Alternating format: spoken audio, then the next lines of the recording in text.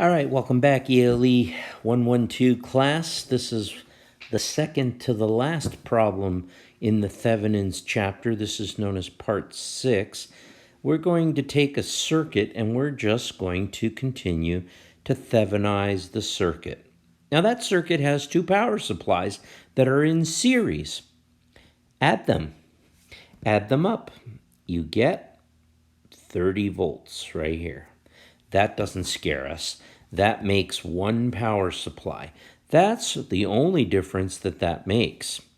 Now, we still have a circuit to look at, and what we do to solve for VThevenin in the first step there is we remove the load, creating a gap over here, and we have to find what is causing that voltage, and I'm here to tell you that this resistor called R2 is directly across that opening.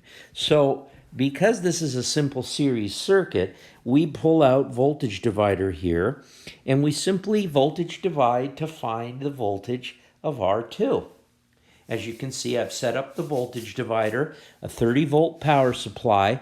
Now, in your homework problem, these two batteries are reversed, so they're going to subtract each other, leaving the larger supply in control, so to speak. So if the 20 volt was reversed, you would have a 10 volt difference between them left over in the direction of the 20 volt power supply if the 20 volt power supply were reversed. So don't be phased out by that in your homework. That being said, we calculate 10 volts over here at this circuit, and that becomes our given Thevenin voltage here. That didn't take very many calculations. It was more of a setup, more of a prelim than anything else.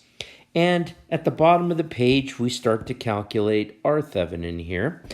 And we take the power supply. Now, there are two of them, so we short them here, and because they're voltage sources.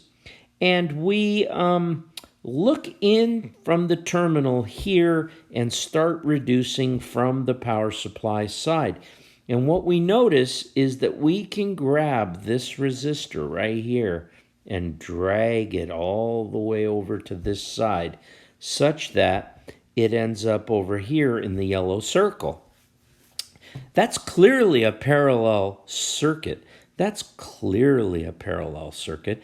The two sides on the top touch, the two sides on the bottom touch, and we've got a parallel circuit. So we run through the calculation and we end up down here with a parallel calculation of 66.66, which is somewhere less than the smallest resistor in parallel of 100 ohms.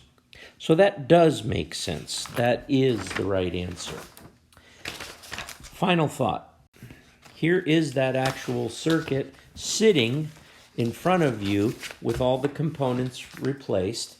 We have a 10 volt Thevenin power supply and a 66.66 ohm R Thevenin. I hope you found that entertaining. On to the last problem.